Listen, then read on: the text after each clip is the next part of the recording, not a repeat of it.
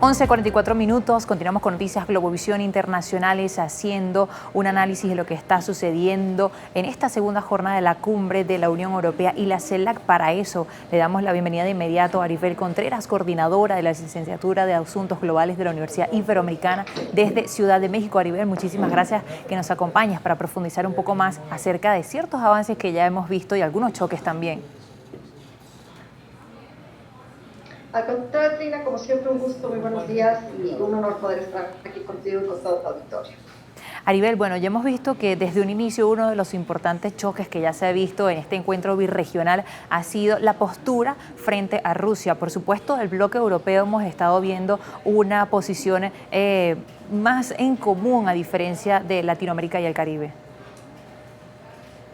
Así es, Trina, después de 8 años de grandes vacíos, finalmente se da esta tercera cumbre donde Bruselas se convierte en el escenario para tener este encuentro birregional, donde prevalecen los disensos a pesar de los acuerdos y donde vemos que la apuesta de la Unión Europea ha sido la misma estrategia que con África, que es tener este acuerdo marco, esta visión que se llama Global Gateway, que es una iniciativa de la Unión Europea para ayudar a, en ese momento, África, es decir, hace 2 años, ahora pues, se refiere a lo que es la América Latina y el Caribe, a través de 45.000 millones de euros, y su apuesta es que estos recursos tendrán que dirigirse a proyectos de energías renovables y pues todo lo relacionado a la agenda que le interesa a la Unión Europea, como le he dicho, los temas de cambio climático y también pues esta propuesta de moverse hacia todo lo relacionado al desarrollo sostenible, proyectos que tengan que ver con inteligencia artificial, y entonces estamos viendo que pues este es el pretexto, pero pareciera que entonces el epicentro y lo que realmente ha buscado la Unión Europea es que esta región de América Latina y el Caribe se sumen a hacer una condena con respecto a la guerra en Ucrania. Entonces pareciera que la única agenda que tiene la Unión Europea es el tema de la guerra, y aquí es donde me parece, Trina, que no se pueden mezclar unas cosas con otras, porque aunque estamos viviendo un escenario terrible, conflictivo, que no debería de ser lo que se está viviendo en Ucrania, entonces esta cumbre pareciera que el eje central únicamente pudiera ser el tema de Ucrania, y esto no debe de ser así. Si se quiere avanzar en cuestión de vacunas, en cuestión de mecanismos de cooperación birregional,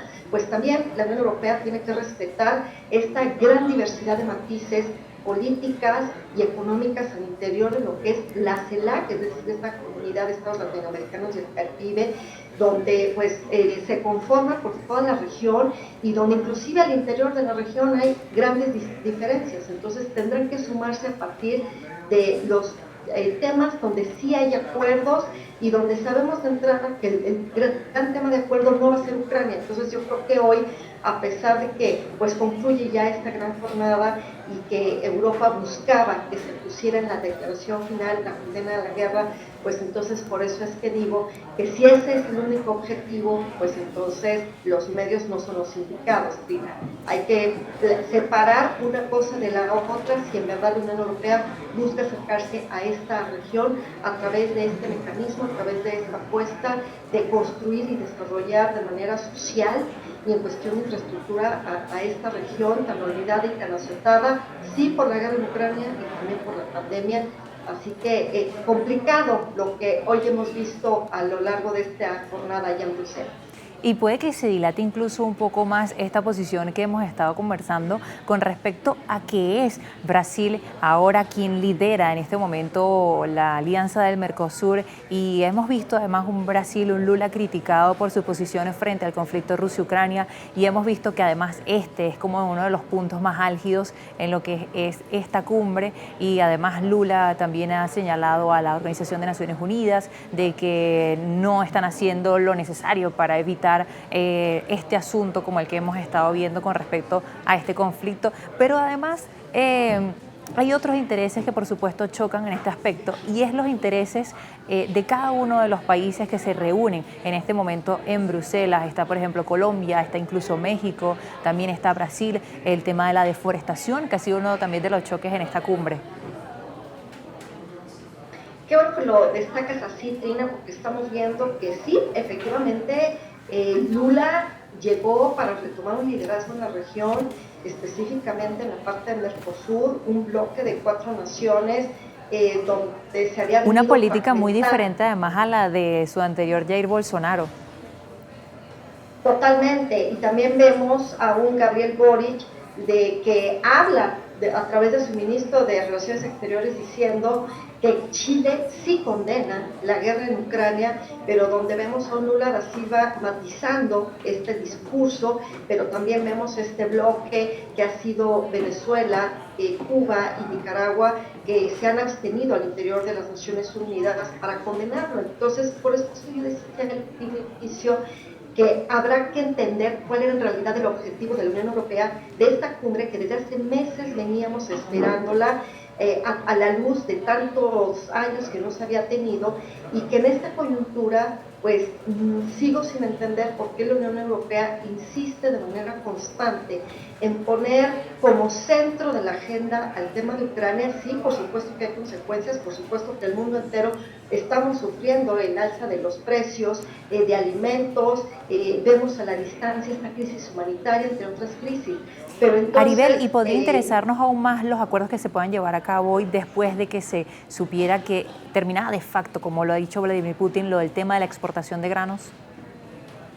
justo para allá iba, Trina, que a la luz justamente de este anuncio que se da de una muerte súbita de este acuerdo que próximamente cumpliría un año, pues vemos que ante el fin de este acuerdo de granos que permitía mover los granos a través de diferentes puertos de Ucrania por el Mar Negro, pues ahora al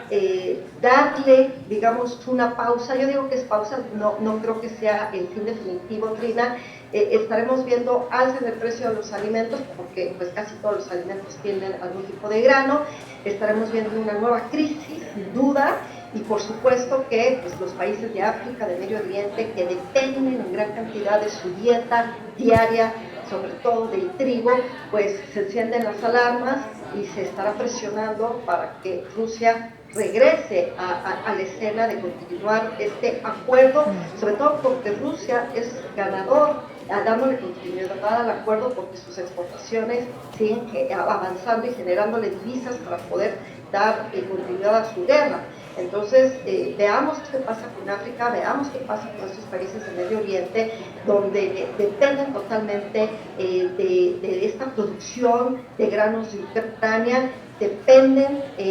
Sí. la seguridad alimentaria internacional también de estos granos.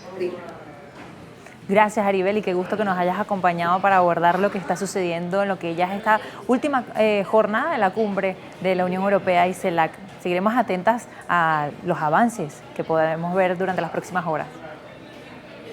Así es, Frida. Un fuerte abrazo y hasta pronto. Gracias.